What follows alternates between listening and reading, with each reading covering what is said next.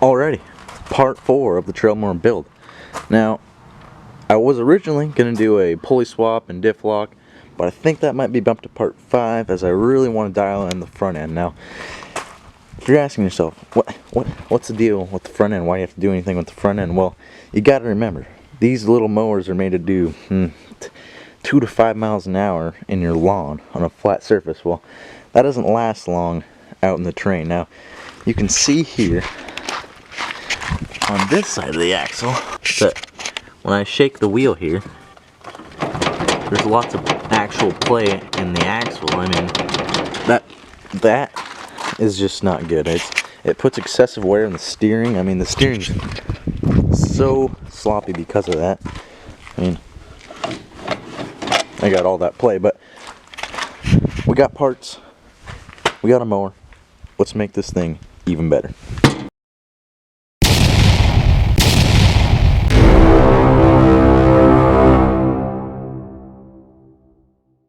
So I got the front end jacked up a little bit here, and you can kind of see a bit more of what I'm talking about. That's what we're going to fix here. So there's 3 major parts of what goes into a front end build, I guess one could call it. Now, there's everything to do with the axle, there's everything to do with the frame, and then steering. That's what I've narrowed it down to. Frame, axle, steering. Okay. Front axle's out, and after a little quick super clean bath, she's pretty much degreased. So I'll show you what we're working with here. So here's your spindles, right? We're talking about reinforcing the front end here, so we're going to put some gussets right across here, strengthen that spindle, make sure it doesn't bend when it hits the ground or whatever.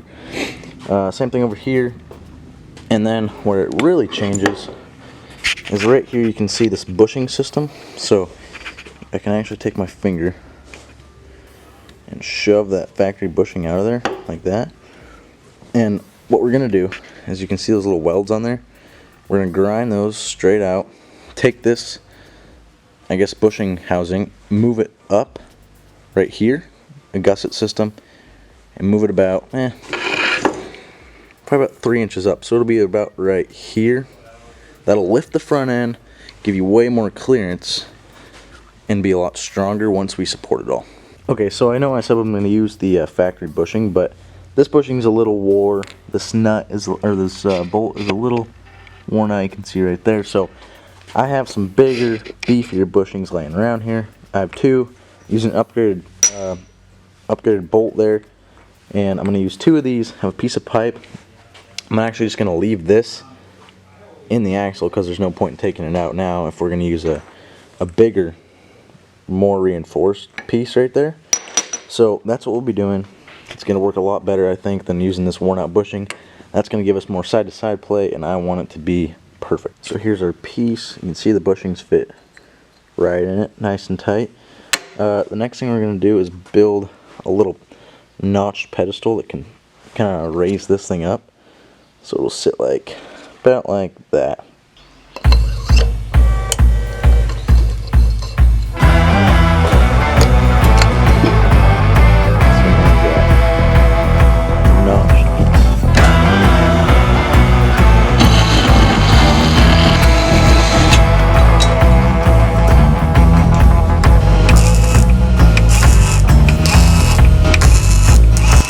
Okay, so we got our little bushing housing just kind of set on top of the axle.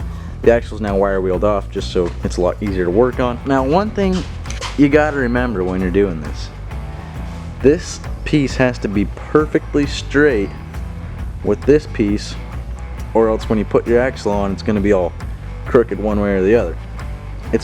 I mean, if you have it shifted over like that, it's not as big of a deal, but your axle's going to be shifted over. But keep this perfectly straight with this one.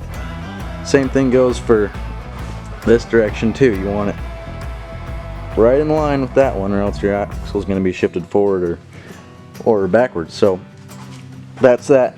Got our spindles wire wheeled off right here. That's where we're going to weld our gussets to strengthen that up. Same thing on that one. We're not going to use the factory tie rod. We're going to be beefing that way up because those things bend like a toothpick. I guess a toothpick would snap, but you get the point. So we got our bushing housing welded up, just sitting on top of this little 1/8 inch plate that I set there. And then I'm gonna put it on the mower right now and get our articulation, see how much more we're getting. So I threw it up in there. As you can see, everything fits beautifully. I think I'm ready to weld. Look at this articulation. I think that's like a 2.5 inch, maybe 3 inch lift, I guess. To compensate for that, I'm gonna go bigger tires in the rear, and if that still makes it look squatted, then I'm gonna maybe put some spacers in the back to kind of even that out, because we cannot have a squatted mower on this channel. That would just ruin everything. So, but yeah, I mean, look at this articulation. That's real good. I'm real satisfied with that. So another thing I wanted to point out is that there's absolutely no side-to-side play in that at all, which is really good. The only thing I'm worried about now that I'm looking at this is if these tires get hit this way, that's going to put a lot of, you know, oomph into those bearing or those bushings and that bolt. So I'm thinking, yeah, there's nothing in there. I'm thinking those bushings are just going to be something that we're going to have to routinely replace, unfortunately, but what can you do? They're like 15 cents, so it's not a big deal. So this is the stop for the articulation point on the axle. This is where it hits the frame. So I've taken this. This sticks up about 1/2 inch. We're going to this. Alright, so I got the whole thing. Well, as far as the axle, I got everything welded up. So I got both of those axle stops right there. Those are welded up, ready to go. And as far as the articulation point, everything is very welded up. I mean, I got 2 plates on each side going into your housing, and then on the outside I got 2 going like that. Same thing on the back. And then as far as our spindles go, everything's all gusseted up. Here's one right here. Just got done with this one, so it's hot. But yeah, that's all good to go. Welded both sides. So I'm gonna throw it in there real quick and see what we're looking at for how well these clear. So, and then I think tomorrow we're gonna work on the frame itself. So I got it set up in the LT4000. As you can see, it's fully bottomed out right there, and that worked perfectly with those axle stops. So now it comes up a little bit higher and then gets full travel. I'm having a little bit of issue right here. It isn't getting full travel because somewhere in here my welds are just too fat, and it'll go up there, but it kind of it's just a little tighter there, but that's no biggie. But anyways, I mean, you can see all the clearance we have on there, and then just all the way. So that is going to be awesome. This is probably going to be, I'll probably end night 1 here because we got plenty done. It's late. Tomorrow I'm going to work on reinforcing the frame side of things. Alright, so I got the tires mocked up there just to see what my steering was like. And with my old tie rod ball joint, I guess, you only get that little bit of play. So I'm going to be replacing that with this right here, which you get way more play, as you can see, and that will allow me to get full steer both ways. Here's what we're left with. So this is my ball joint that I just welded on. That goes to the pitman arm side of things, and then this, it's kind of common in the older ones. This already has a big ball joint on the end here. No need to beef that thing up. That thing is massive. So we'll get this thrown on and see what our string looks like now. Alright, so as you can see, there's my new ball joint right there. Everything's hooked up. Gonna take it for the first test drive just because I want to see how it acts and everything. So I got her out, test run. She's on the rock right now. She is doing good. The only issue I'm having is the tie rod is hitting the lower pulley for the deck drive, but I'm gonna get rid of that anyway, so that's no biggie. But you can see she's pretty much bottomed out right here. She is looking good. Everything's pretty stable, no complaints there, but now we got to go beef up the frame. Alright, so I just cut out a well, I guess it's the brace for the front end of the frame. Just used on the chop saw out of this square tubing. So here's my muffler, here's my frame bracing, and then here's the actual frame. So this is gonna go in just like this. Clears the muffler, as you can see, no issues there. I'm gonna weld it all around, and then I'll do the same for the other side right there. First off though, I need to really clean this frame because look at all the grease. There's no way I could weld through that, so I'll get to doing that right now.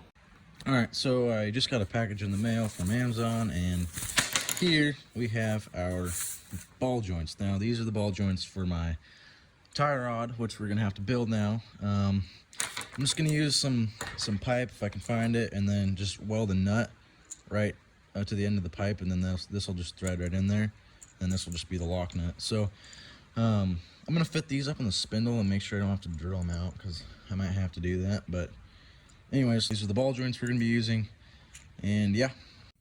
Okay, so here's our old stock tie rod.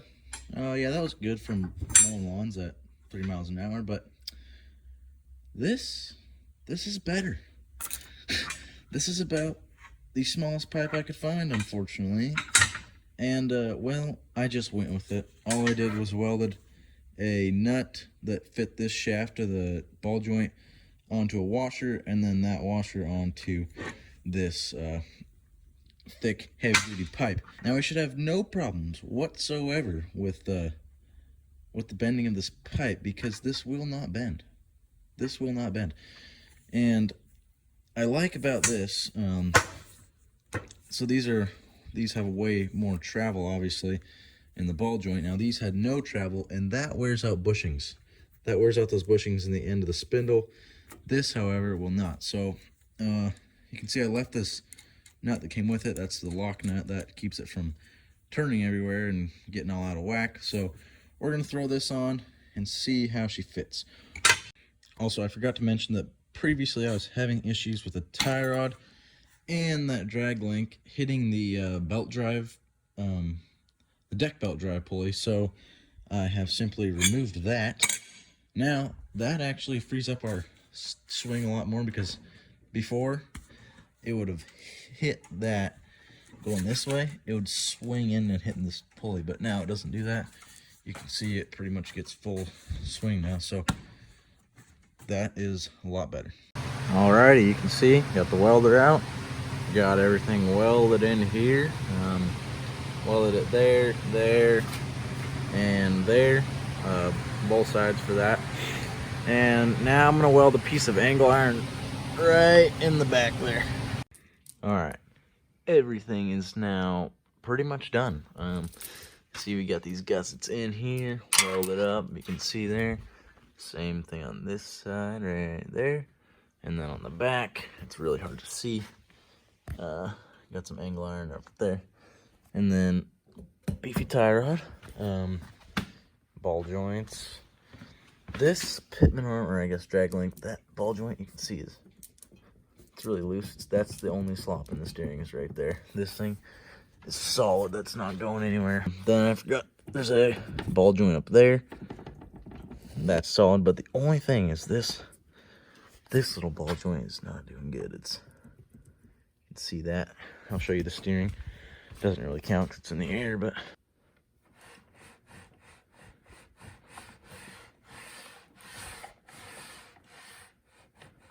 see, it's that ball joint.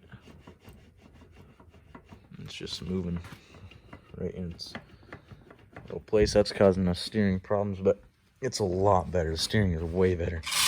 If you want to increase your steering, or increase how good your steering steers, either tighten that nut up, because that was really loose right there, or throw a new bushing in there. It'll tighten it up like so much better. It's insane. For Gen 1 steering, you can see Gen 1 in there. This is so good. This is really good. So that's rock solid. Big tie rod, and then we're gonna go test it out tomorrow. All right, folks, I apologize. At this point, this video is about a week late, so I'm definitely sorry for that. I've been pretty busy. As you can tell, I kind of got a cold for a while, but that doesn't mean I haven't worked on the LT4000. So to complement this build, I went and picked us up some 19-inch ATV tires. So these are 19 by 7 by 8. So yes, these are garden tractor wheels, 8-inch wheels. The LT4000 stock wheels were 6 inches, I believe. So that's a big upgrade there. And I know it's squatted. I know we're working on that. Also, I put new axle bushings in. So there's bushing here and right there. So same on both sides. That helped a lot. There's not as much play in the spindles themselves. So yeah, today's the test day. I've been really busy. I apologize once again. Oh, also I've been doing some hood bracing stuff. When the tires flex, they hit the side panels here. I haven't done it on this side, but you can see kind of where they were up right there and there. So I'm getting rid of those side panels, putting in some bars, so it's gonna get that crawler look. But let's get on with the video. It's already way too long. And yes, I did paint my tie rod red. We don't talk about it.